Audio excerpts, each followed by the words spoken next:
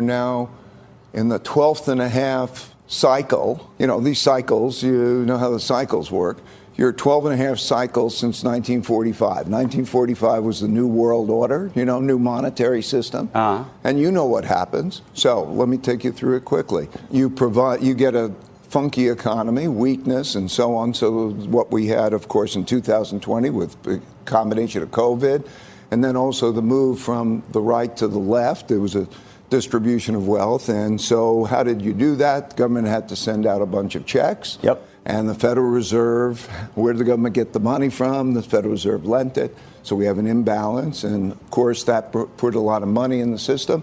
You've got the demand, you've got the cycle, classic cycle, right? Stimulation, credit becomes debt, then you have inflation, then you have a tightness of monetary policy. And so where are we? So we now in a classic spot where we've got a relatively high real interest rate. Real interest rates went from minus 175 basis points to plus 175 basis points, right? You've got a cash rate that's relatively high. Cash used to be trashy. Cash is pretty attractive now. So it's attractive in relation to bonds. It's actually attractive in relation to stocks. You have the classic movement, of course, as rates go up and money becomes tight.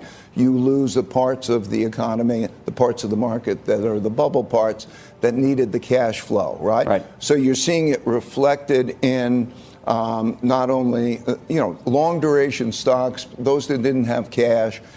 So you see the tech stocks come down, all of that come down. You see private equity, you see venture capital because they needed cash. All of that comes down. And then, so you're seeing a very, very, very, very classic that we've seen these things for 12, and halfway through a 12 or 13th cycle, right?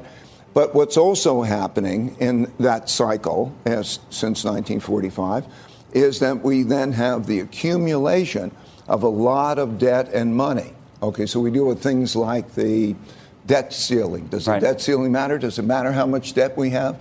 And then you have a situation where there's used to be a free market supply demand, but now you've got the Federal Reserve who is now taking it, buying it on the balance sheet, so it's not the supply demand.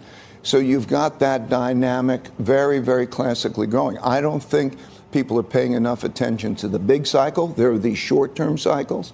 Since World War II, they've averaged about 6 or 7 years, plus or minus about 3 years. That's what we're in a classic one of those. But we keep building up the debt. And then there are issues in terms of the issue of the dollar and what's happening in terms of the world and the value of money. You put on the brakes. Okay. Then you bring things down. Okay. Now in each one of these cycles, you bring them down a little bit differently. What we have here is that there was quite a lot of bubbles in this.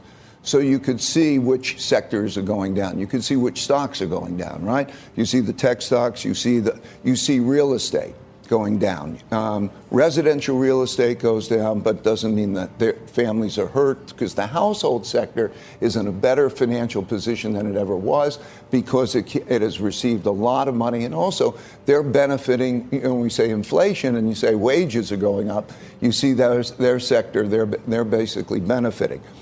So you're seeing this type of contraction. So it's going down, and we're having something close to let's say a stagflation, meaning maybe 3.5. I think you're going to see inflation come down to this, and then because of the way it's calculated, it'll go up a bit.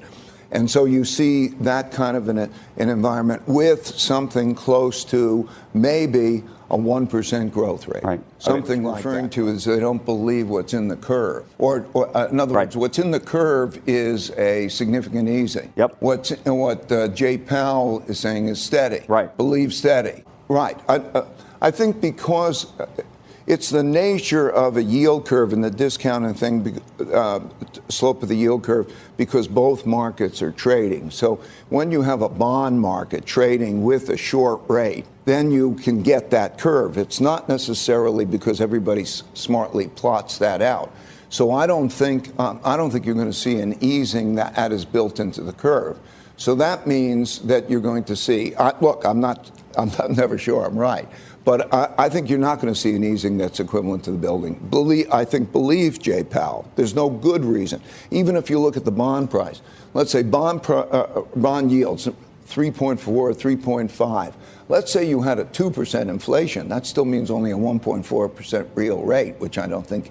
So when you look at the bond rate looks like a low rate. Of course, there are big credit spreads on that. But anyway, so I think that you're not going to see the easing. I would say that that's probably one of the easiest, safest bets, that you're not going to see that happen. I don't know. Maybe I'm wrong, but I don't see. I think you're going to see a relatively steady rate.